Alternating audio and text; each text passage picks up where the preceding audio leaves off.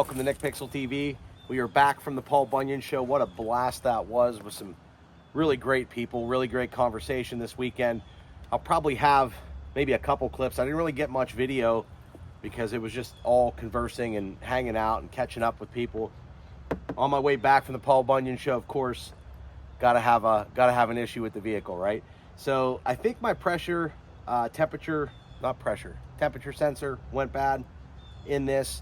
The fan was running constantly today, and I had no temperature on my gauge unit. So when you have zero gauge temperature, the fans up front are running because they're electronically controlled. You're going to want to shut those off, and we're going to get this changed. I'll show you. It's kind of like a typical vehicle where you have to remove 5 things just to get to one thing, typical engineering style. But I recommend off the bat, make sure your vehicle is cool. You are going to lose a little bit of coolant, so you might want to buy a little bit extra coolant.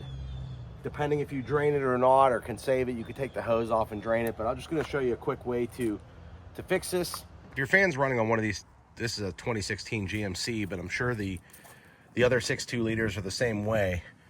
You're going to want to disconnect your negative terminal back here. Once you get that disconnected, because your fan's probably going to be running. Mine did kick off after a few minutes, but there's no temperature sensor. The gauge is at 0. So we're hoping that this will be the fix, and it'll be that simple. We're going to loosen this up here, pull this off. We're going to loosen this up here, this clamp, which is the same. To loosen that up, we're going to disconnect this hose here. And there's one on this side here, and hopefully you can see that. And they're both the same. You just kind of squeeze them and loosen them up. And you can just kind of pull them down like that. Pull them out of the way. We'll get this box out of the way. Once we get this box out of the way, that sits right down in here. And you'll need a 19mm deep well and a 10mm for your battery. I don't know if I said 9mm or 10mm, but it's a 10mm, of course, the one that's always missing. We'll just get in here and we're going to loosen up our negative terminal. Take that off. This way it'll keep our fan from running. We'll just set that right there. That's all you got to do is loosen it up. Take that off. Next up, we'll loosen up our clamps, which you can use a flat screwdriver. You just got to get them loosened up where you can pull them off, which the air box just like that. We're going to jump up on this unit here. On the back, you just kind of squeeze it. It'll pull out, disconnect. It kind of just rolls back. Not too big there. And then we will loosen up on the throttle body here. Loosen this clamp up. Then on the right side, same thing with this hose. Squeeze this clip, pull it back, and it just kind of spins out of the way. So those are the 3 that's going to get this air box disconnected.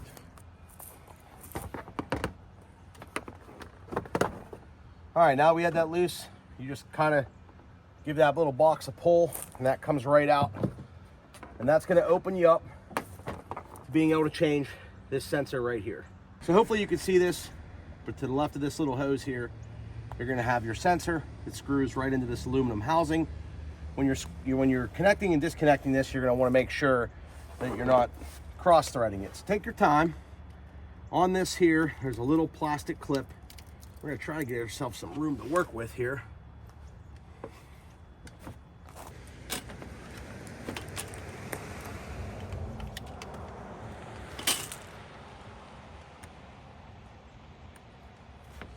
So first things first, you just pull up on this little white tab.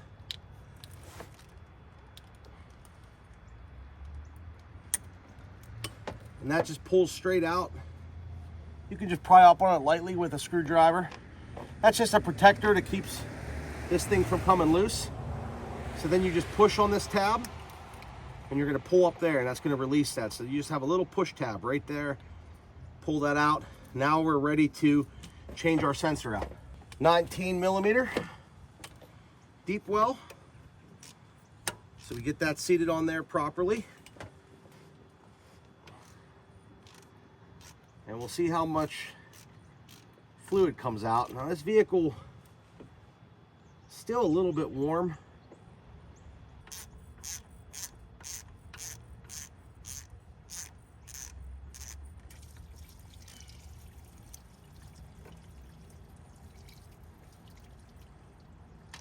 So it wasn't too much with it being a warm vehicle. But you unscrew this and you can see it's fairly dirty, and we're hoping that this is a problem. Now there is Teflon tape wrapped around here. If your unit does not have Teflon tape on it, or like a sealer in the threads, you're gonna wanna put Teflon tape on there. But lefty-loosey, of course, to do that, we're gonna grab our new one here, which does have sealer on it and a compression washer. We're gonna screw that right back in, making sure that we don't cross thread it. So I'd get it to the point where you're just about hand tight and you can tell that you're not cross threaded. So we did that, and we didn't lose much of anything.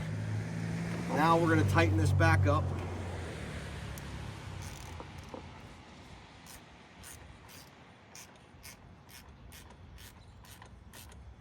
And you wanna get to the point where it's snug, but not too crazy. When you're done, I'd recommend wiping off if you did spill any coolant.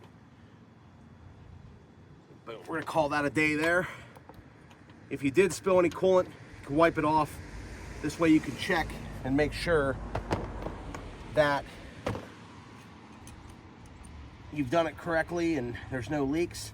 We'll do that right now. In all honesty, they do make it fairly easy, and hopefully you can see what I'm doing. I'm just wiping this down so I can make sure that afterwards there's no leaks. But they do make this fairly easy to change, aside from pulling the air box out of the way. So now we're gonna take our clip, we're gonna make sure it's oriented where the clip's at, and boom, it just clipped on there. Now we can put this little white clip back in.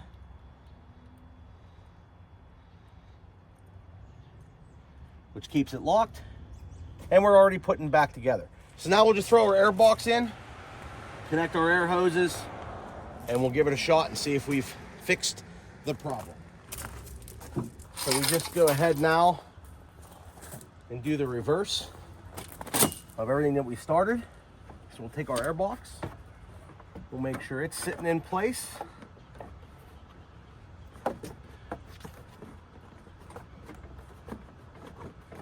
Once that's pushed on, you can confirm that it's good to go, which it looks like we're pretty much on there. Just push it in, grab this hose, bring it back, clip it on, bring this hose, clip it on. You have to kind of work yourself back into the groove here. I bet you if you were really rushing, or if you've done this a couple times, you could do this in probably 10 minutes, if not less. When you're done, check your coolant levels, but we're going to tighten everything back up now, all of our clamps.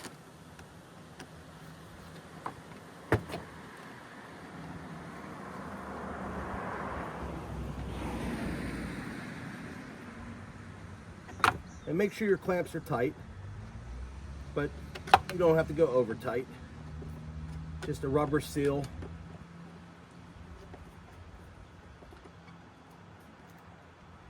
All right, so that's good there. That one's on, and our new sensor's in. Now we'll just connect back up to our negative terminal, start her up, check our coolant level. We can fill up over here, and then turn the heat on, let everything circulate, which if you do get into a jam with these, ideally the fans kick on if there's no sensor reading to keep the engine cool. So an old trick back in the day was, if your engine was overheating, turn your heat on high, full blast, and let it run. That may get you somewhere. Now, I'm not going to tell you to go do that unless you know what you're doing. But if we were on the opposite side of the spectrum where we're not getting a reading, or we were overheating, that would take out heat from the engine. So that's an old trick, but in this case, the fans are running because the computer's telling it that there's no reading, so it tries to keep the engine cool. You'll know if you're overheating, if you're boiling over, or whatever the case may be. But always check your engine pressure, your oil pressure. So you got, I think these run around 37, 40. PSI. But that gauge is fine. My transmission gauge is fine. Everything was fine on this. So I drove it back knowing that the fans are running. And then after you turn the vehicle off, the fans continue to run. You'll end up killing your battery, everything else. So let's plug in our terminal and go from there. These are kind of a pain to get in there. So the flex ratchet definitely helps. You don't need it. You can use a longer extension if you'd like. But we're just going to make sure that that connection is good and tight. And that it is. Everything else is good here. Let's see what happens.